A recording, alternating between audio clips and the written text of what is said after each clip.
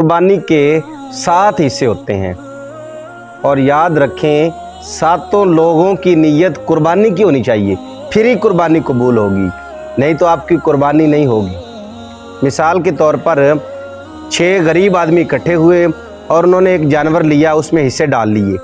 अब एक हिस्सा रह गया तो उन्होंने सोचा कि अब इस हिस्से का क्या किया जाए। उन्होंने ऐसे किया, किसी अमीर आदमी के पास गए। दोस्तों, हमारे चैनल को सब्सक्राइब ज़रूर कर लें और साथ वीडियो अच्छी लगे तो लाइक कर दें और दोस्तों के साथ शेयर ज़रूर करें। या किसी अमीर आदमी के पास गए और कहा कि यार हमारे साथ हिस्सा डाल ले, एक हिस्सा रह गया है तो हमारी कुर्बानी इस तरह हो जाएगी, नहीं तो हम कुर्बानी से रह जाएंगे। उसने कहा यार कुर्बानी तो मेरी है, चलो ठीक है मैं आपके साथ रख लेता हूँ। एक हिस्सा रख लिया। अब भाई अगर तो उसकी नीयत है गोश्त की तो आपकी कुर्बानी भी नहीं होगी। लिहाजा अपने 7 दोस्तों से ये पूछ लें कि भाई अपनी नीयत बता, तेरी नीयत किस चीज़ की है, तेरी कुर्बानी की नीयत है, तू किस के लिए कुर्बानी कर रहा है, बाप की कर रहा है, अपनी कर रहा है, नबी पाक की कर रहा है, या फिर तेरी सिर्फ गोश्त की नीयत है कि ये गोश्त मैं फ्रिज में रख लूँगा, घर रख लूँगा। अगर ऐसा है तो तेरी कुर्बानी भी नहीं होने वाली। कुर्बानी के 3 हिस्से करने चाहिए, एक अपने घर, एक अपने दोस्तों के लिए, अजीज़ों के लिए, और एक खालस गरीबों के लिए। अब जो एक हिस्सा गरीबों वाला है ना, तो लोगों को क्या देना है? गोश्त। हमने लोगों को गोश्त देना है, झिड़के नहीं देनी।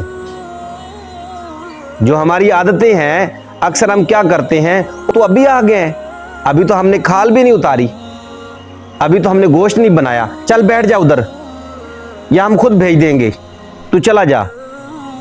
तो भाई दुआ करे अल्लाह से, अल्लाह कितना गफूर रहीम है यार, तुझे देने वाला बनाया। अल्लाह कितनी शानों वाला रब है कि तुझे इस काबिल बनाया कि तेरे दरवाजे पे कोई चल के आए।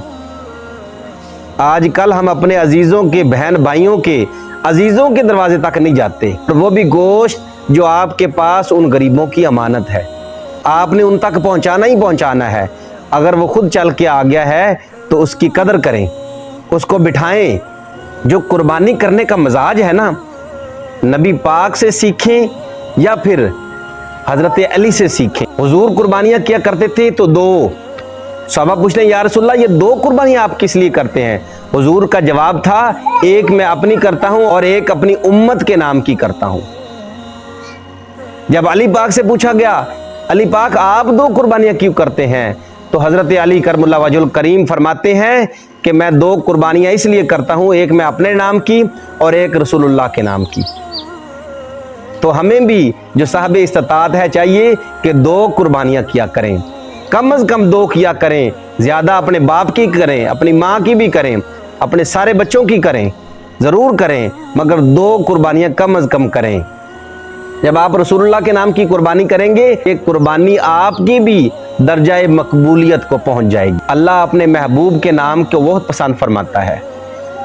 अगर रसूलुल्लाह के नाम की कुर्बानी की जाए, सूफिया लिखते हैं नबी पाक के नाम की गई कुर्बानी से गोश्त किसी गुनाहगार को खिला दें जिससे कोई गुनाह छूट नहीं रहा, तो अल्लाह रब्बुल इज़्ज़त उस पर करम फरमा देगा, वो उस गुनाह को छोड़ देगा।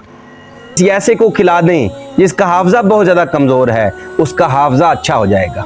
किसी पूछने वाले ने पूछ लिया अपने पीरो मुर्शिद से, क्या यही नबी पाक के नाम की गई कुर्बानी, इसका गोश्त हम किसी बीमार को खिला दें? तो अब उसका जवाब पता क्या था? बीमार को भी खिला दें, अल्लाह ताला शिफा देने वाला है, वो ज़रूर शिफा देगा। मगर आज का जो दौर है इसमें बीमारियों की दवा तो मौजूद है, मगर गुनाहों से छुटकारे की दवा मौजूद नहीं है।